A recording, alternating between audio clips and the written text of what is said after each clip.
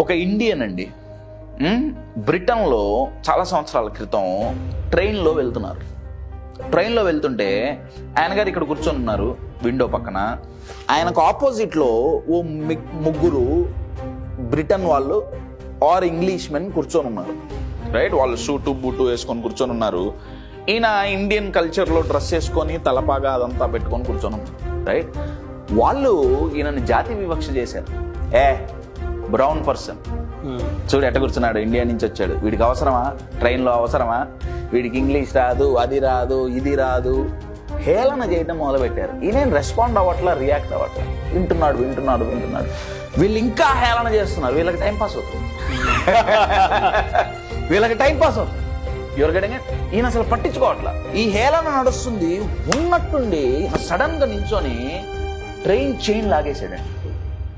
Train chain లాగేసేటప్పటికి వీళ్ళ ముగ్గురు అరిచారు. Train chain లాగితే ఆగిపోతుంది కదా, పిచ్చా ఏమన్నా తెలుసా, ఇదేమన్నా ఇండియా అనుకుంటున్నావా, బ్రిటన్ ఇది, ఎట్టబడితే అట్లా లాగితే కుదరదు, ఫైన్లు కట్టాల్సి వస్తుంది, అది ఇది వీళ్ళు ఆయన ఇచ్చేస్తున్నారు.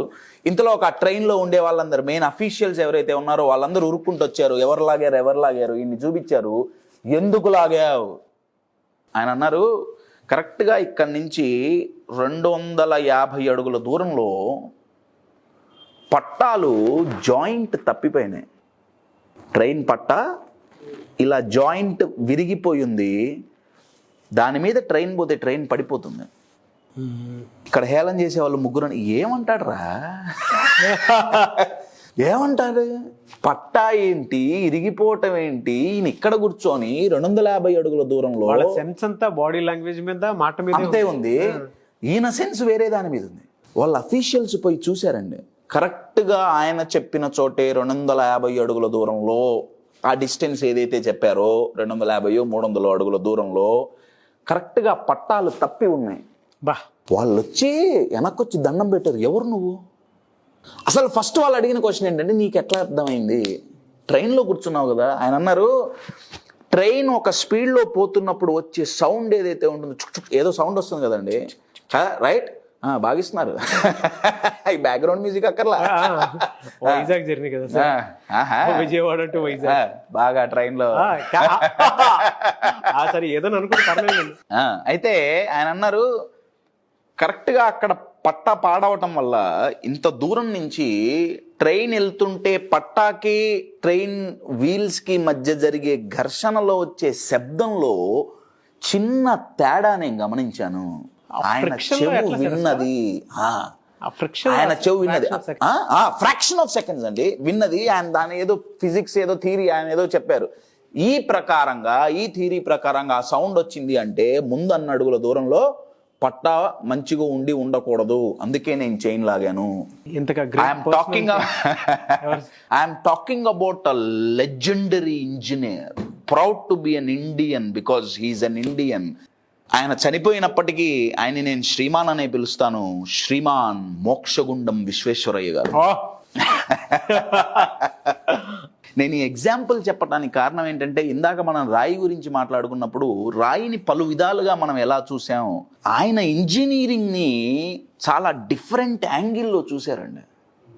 ఆయన సెన్సెస్ ఎంత అటెంటివ్గా ఉంటే, ఆయన చెవు ఎంతో అటెంటివ్గా ఉంటే తప్ప, ఎంతుంటే వినపడి ఉండాలి అంటే, ఆ సెన్సెస్ ని అంత అటెంటివ్గా పెట్టుకోగలిగారు అంటే, అవతల ఇక్కడ వీళ్ళు హేళన చేస్తున్నా పట్టించుకోకుండా ట్రైన్ శబ్దం అంటున్నా కరెక్ట్గా చెవు ఆ శబ్దమే వినేటట్టు ట్యూన్ ఇవ్వగలిగిందంటే ఆయన ఏ రేంజ్లో సెల్ఫ్ కంట్రోల్లో ఉండాలి.